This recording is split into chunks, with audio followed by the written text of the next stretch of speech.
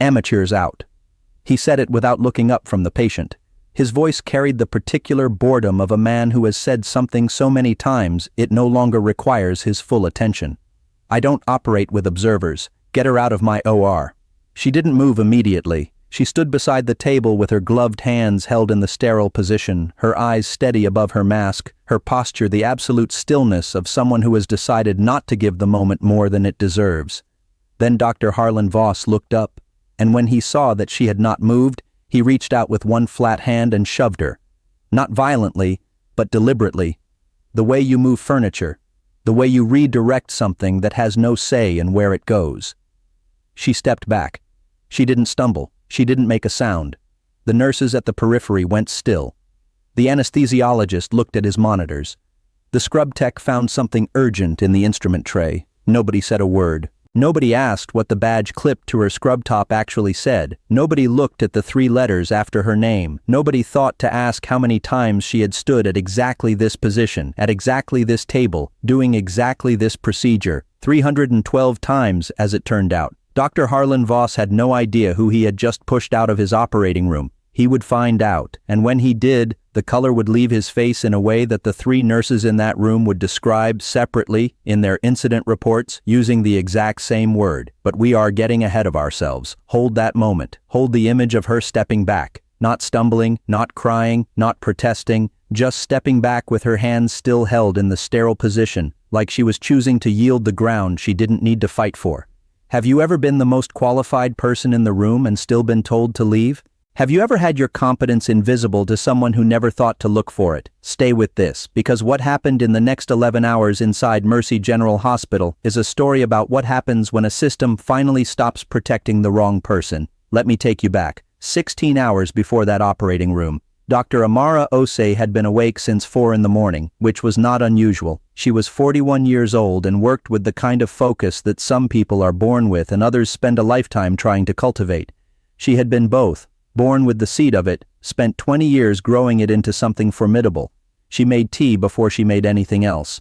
Earl Grey, steeped exactly 4 minutes, drunk standing at the window of her apartment looking at the city below. On her kitchen wall, framed in plain black metal, was a photograph of her mother's hands. Not her face, just her hands, large and capable and worn from years of work, the knuckles prominent, the fingers long. Her mother had been a surgical nurse for 34 years in a teaching hospital in Accra, and her hands were the map of everything she had done. The thousands of preparations, the instruments passed, the patients steadied, the knowledge carried without anyone ever putting her name on the wall for it. Her mother had given her a pin on the day Amara finished her surgical residency. A small gold pin in the shape of a caduceus, the medical symbol, 2 serpents wound around a staff. She had worn it on her lanyard every working day for 8 years. Her colleagues had stopped seeing it, but she saw it every time she put it on. She saw her mother's hands. She had been brought in as a senior surgical consultant on a complex liver resection, a procedure she had performed more times than most surgeons in the region. She was listed as second attending. The chart showed it clearly. The scheduling coordinator had sent the confirmation. She had every right to be where she was standing. Dr. Harlan Voss did not see the chart, or rather, he had seen it. But he had processed it the way powerful people sometimes process information that conflicts with their assumptions. He had filed it somewhere that didn't affect his behavior. Harlan Voss was 58 years old and had been the chief of surgery at Mercy General for 9 years. He was not by any measure that his colleagues would voice aloud the best surgeon in his department. He was, however, the most reliably certain one. He moved through the hospital with the conviction of a man who has been told he is excellent for so long that excellence and ego have become indistinguishable. His residents said he was brilliant. His nurses said he was difficult. His patients' outcomes said something more complicated that no one had ever bothered to formally compile. He did not recognize Amara Osei when she walked into his OR. He saw scrubs and a face he didn't know, and he made a determination. He said what he said, he did what he did, and then the procedure began. 22 minutes in, the thing that sometimes happens in complex liver resections happened. A bleeder, deeper than expected, at an angle that required a secondary approach. The scrub tech adjusted. The anesthesiologist called out numbers. Voss worked, efficiently at first, then with a quality to his movements that the nurses recognized as the particular precision of a man who is performing certainty rather than feeling it. He called for a secondary approach. He worked for 6 minutes. The numbers didn't stabilize the way they should have. The charge nurse, a woman named Beverly, who had been in that hospital for 22 years and had seen everything, did something in that moment that she would later say was the only thing she could have done. She walked to the door. She opened it. She looked down the corridor to where Amara Osei was sitting in a chair outside the OR, still in her scrubs, still sterile, waiting with the patience of someone who has been patient a very long time. Beverly said 3 words. "Doctor, we need." Amara stood up. She was through the door in 15 seconds. She assessed the field in 3. She said to Voss, quietly and without drama, "The approach angle is causing tension on the proximal margin. Let me assist from this side and we can close it in 2 movements." Voss looked at her. Something crossed his face. Not gratitude? Not yet. Something more like the first tremor of recognition before the larger recognition arrives. "You are in my OR," he said. "I'm the second attending on this case," she said. "May I assist?" There was a pause that lasted 4 seconds and felt much longer. The patient was still open. The numbers were still trending wrong. Voss stepped to the side. Amara Osei worked. She worked with the economy and precision of someone who has done this exact thing 312 times. Not the kind of confidence that announces itself, but the deeper kind, the kind that's indistinguishable from thought. The bleeder was closed in 90 seconds. The proximal margin was secured. The numbers began to move in the right direction. The room was very quiet while she worked, except for the steady sound of monitors and the small, precise sounds of instruments. Nobody spoke. When it was done, when the immediate crisis was resolved and the path forward was clear, she stepped back into her assisting position and said nothing. She didn't look at Voss. She didn't need to. Beverly, the charge nurse, would say later that the OR had a specific quality of silence in those moments, not the silence of nothing happening, the silence of everyone in the room understanding, all at once, what they had just seen. The procedure was completed without further complication. The patient went to recovery stable and improving. Amara Osei submitted her post-operative notes as required and went to change out of her scrubs. She was in the locker room when Beverly found her. Beverly said, "You know I have to write an incident report." Amara said, "I know." Beverly said, "I want you to know I'm writing the whole thing." Amara took out her lanyard and looked at the small gold caduceus pin her mother had given her. She pressed it between her fingers for a moment, the way you touch something that reminds you of what you're carrying and why. Then she put it in her pocket, close to her hand, warm, and she said, "Write everything." 3 incident reports were filed by end of shift. Beverly's was the longest. One came from the anesthesiologist who had watched the entire sequence and had written with the specific care of someone who understands that what they saw was important. The third came from the scrub tech, the youngest person in that room, 2 years out of her training, who wrote with the plain-spoken directness of someone who hadn't yet learned that these things were supposed to stay internal. The reports went to the department head, Dr. Yolanda Marsh. She read them in her office at 9:47 that evening. She read them twice. She sat for a moment that she would later describe as one of the longest of her career. Then she called the chief medical officer at home. The investigation began the following morning. It was, from the beginning, thorough. It reviewed the scheduling documents. Amara's listing as second attending was unambiguous. It reviewed Voss's operating room conduct history, which revealed 3 prior complaints in 6 years that had been resolved informally, meaning they had been filed and then quietly set aside. It reviewed the patient outcome data, which the hospital had not previously compiled in a format that allowed comparison between Voss's outcomes on complex resections and those of his colleagues. The data, once compiled, told a story that was not flattering. It also reviewed the security footage from the corridor outside OR4, which showed, clearly, Amara Osei sitting in a chair in full surgical scrubs, having never left the floor, for 22 minutes, waiting with a stillness that the investigator described in his notes as simply professional. Harlan Voss was suspended pending investigation within 48 hours. The hospital's standard language said pending review of conduct, but the staff understood what it meant.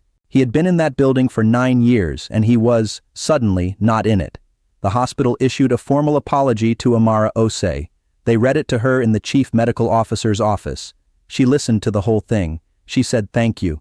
She didn't say anything else, not right away, and the chief medical officer said later that her restraint in that moment was the most pointed thing he had ever experienced in a professional setting. The story reached medical professional networks within the week, carried first by nurses sharing Beverly's account in forums where nurses shared things that the hospital hierarchy rarely heard. It spread. It was in the general press by the following Tuesday, anonymized at first, then not, because Amara Osei, through her attorney, decided she did not wish to be anonymous. She decided that the thing that had happened to her in that operating room was not a thing that should stay inside.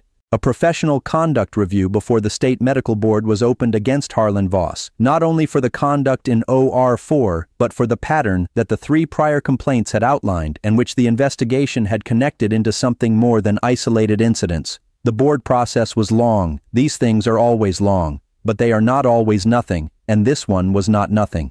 Meanwhile, the hospital commissioned an independent review of its handling of prior conduct complaints in the surgery department. The review found what most such reviews find when they are actually looking, a pattern of informal resolution that had the practical effect of protecting the person complained about rather than addressing the behavior. The chief of surgery position was restructured. An anonymous reporting mechanism with external oversight was created. Mandatory bystander training.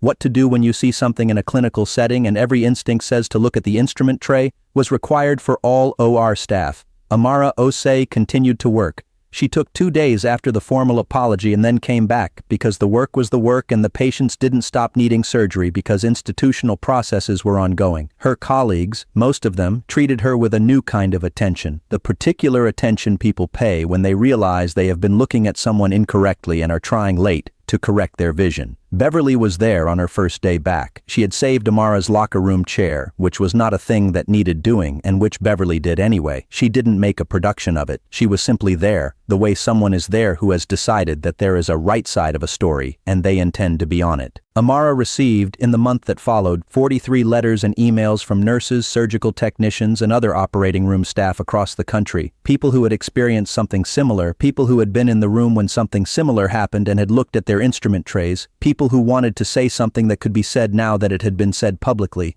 She read every one. She responded to as many as she could. She created with 3 colleagues a mentorship program for surgical residents from underrepresented backgrounds. Practical support, sponsorship, the kind of institutional navigation help that usually travels only through informal networks and which had not, historically, traveled to everyone equally. The program accepted its first cohort of 8 residents in the fall. At the first meeting, she stood at the front of a conference room and said, briefly, because she was not a person who used more words than necessary, that she wanted them to understand one thing. She said that the most dangerous thing in medicine was not uncertainty. The most dangerous thing was a certainty that hadn't been earned. She said, question your certainties, build your skills until they are the kind of thing that can speak for themselves, and when someone looks at you and decides what you are before you've had a chance to show them, wait, because in the end, the work is what it is, and the work will speak. She took the caduceus pin from her pocket. She held it up for a moment. She said her mother had given her this. She said her mother knew everything about surgical excellence that nobody had ever put her name on. She said she carried it because the things that have no name are still the things that matter. She put it back in her pocket. She told them to open their materials. If this story meant something to you, if you have ever been in a room where your competence was invisible and you had to wait for the work to make itself clear, share this. Like it. Let it find someone who needs it. And tell me in the comments, have you ever been the most qualified person somewhere and still been asked to leave? What did you do? Here's what really gets me. It's not the shove. It's the 22 minutes. The 22 minutes Amara Osei sat in that corridor chair, in full sterile scrubs, with 312 surgeries in her hands, waiting. Not because she was required to, because she was patient enough to let the moment arrive when it needed to. She didn't bang on the door. She didn't escalate. She sat down and held her competence close and waited for the room to need what she had. And when the door opened and Beverly said 3 words, she was ready.